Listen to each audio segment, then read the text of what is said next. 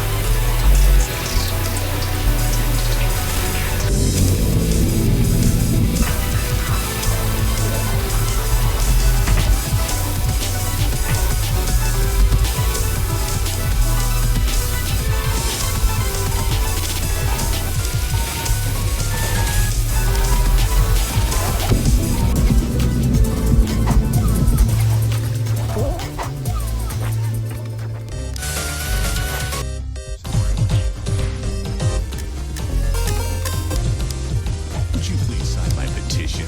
Ugh.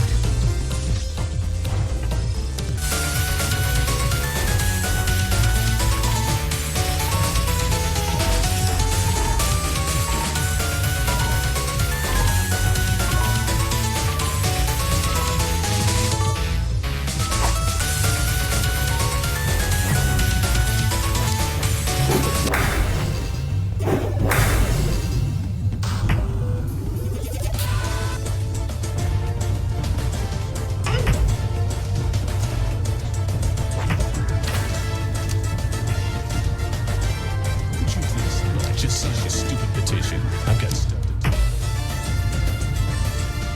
Would you please sign my petition?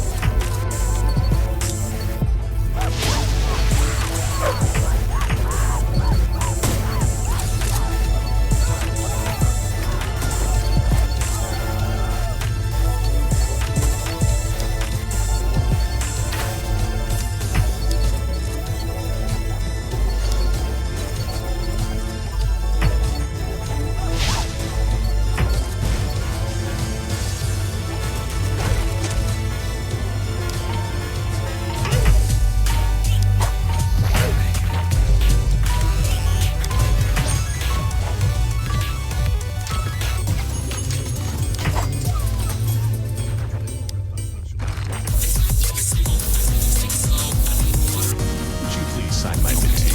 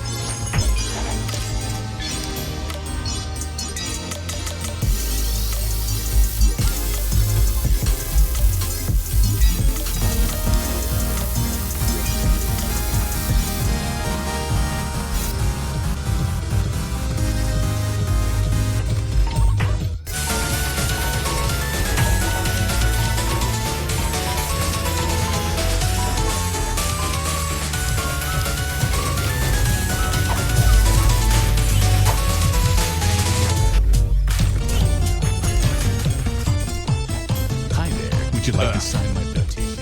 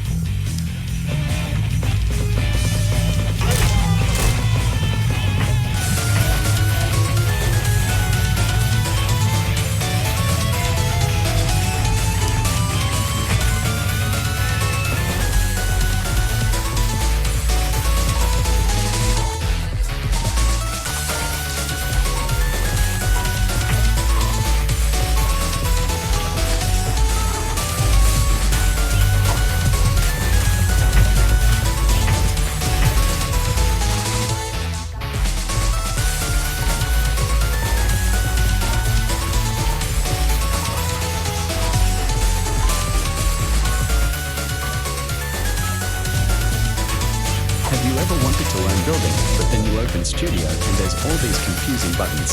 And so you go to YouTube and search for building tutorials and click on a promising video. Well, it most likely came out like this. So look no further, this video will give a full breakdown and analysis on environmental design. By the end of this video you will have mastered the terrain tool, learn how to block out and detail your terrain, find references that efficiently convey your ideas, as well as fully understand how different lighting affects your builds. Try not to feel intimidated by the length of this video. It will all be sectioned and sorted to topics which will have clear and comprehensive learning curves. To find good references you can use websites like Pinterest, ArtStation, or even roblox or Google Images. Optimally you will have a reference in your head. But these references are here to give you an actual visual understanding of what you're working towards. For this video I won't be using any of these images as I already have an idea in my mind and an image I want to use. Back into Studio. I have an image I'm going to be using as a form of reference. The types of reference you can use are form reference and style reference, where style reference does not dictate the shape or design of your object but the style genre, in comparison to form reference where it dictates the shape of the object. I am going to be using a stylized asset pack from Sketchfab. This is all free as I want to keep this breakdown as beginner friendly as possible and make all the objects used in this tutorial open source. I do have a building I use later on, this will also be included. Everything is sorted into folders, it is important to keep a clean workspace. Before we start, I want to show you how to make your Roblox Studio look really good. Default Roblox lighting will look like this in most cases. Keep in mind if you have a bad PC, you can skip this part. You will want to find the settings in File or press Alt+S as a hotkey. From here, you want to go down to the render section and change Studio Editor Quality to 21. If you want you can change lighting mode to Direct 3D11, only switch it between that and OpenGL, there's no real use for the other ones visually. I wanted to showcase a plugin that will be very important for terrain creation. You can find it on the toolbox, it is called Part to Terrain and it does exactly that. It works with all CSG parts, not including unions. With this it allows us to make a general shape of our terrain to sculpt upon. Keep in mind I will still showcase necessary terrain tools after. With this we can move on to our block out stage of this build analysis. Before we blocked out our design, I wanted to show the terrain tools. Firstly, we have the fill tool. This allows you to select an amount of space and fill it with a random material. Next we can select and then use the transform tool to change the size of the selected terrain. The next tool is the draw tool. This allows us to draw any terrain material on the plane.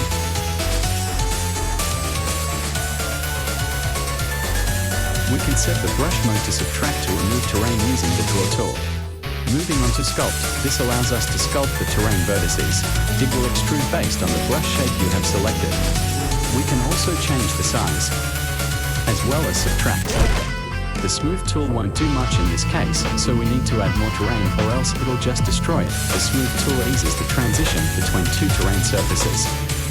Here it fills in the gaps. The next tool is the paint tool. This simply allows us to paint onto other terrain with other materials with different brush sizes and shapes. The flatten tool allows us to flatten terrain with 3 variables. Here I am using the flatten top and bottom. This will just flatten everything to this surface height. Next we can use the flatten top tool. This will only flatten everything above the brush. The next one is the flatten bottom. This will bring everything below it up to the brush height. We'll be looking at the snapping plane next. This isn't an individual tool, but it's a property in the draw tool. The snapping plane allows you to draw on different angles which are angled based on the brush orientation, which just means the rotation of the selection, unless you have it set to manual, which lets you rotate it yourself. As you can see here, I can rotate the grid. This will change the snapping. Let's write something. Hello there, goodbye. Now let's move on to blocking out our terrain. What we are doing here is a form of modularity, meaning we are using multiple parts to act as one large one to copy, making it much easier to use. Don't worry about it clipping or looking stiff, we can fix it later with the tools I just showed you. We will be using the Part to Terrain tool. If you are comfortable making a design with the default terrain tools, you may skip ahead. We are going to double slope, think of it when it's terrain. This will give us a secondary layer to our terrain, making it slope smoother. Think of it like subdividing in a mesh. Here we have a modular piece of terrain blockout. We can use this as a building block. More smoothing. If you can visualize it in your head, this is going to be a small path next to a river, and we will have another cliff spot next to it. I'm just testing to see if it works on unions. Ignore this part. Test results. It doesn't.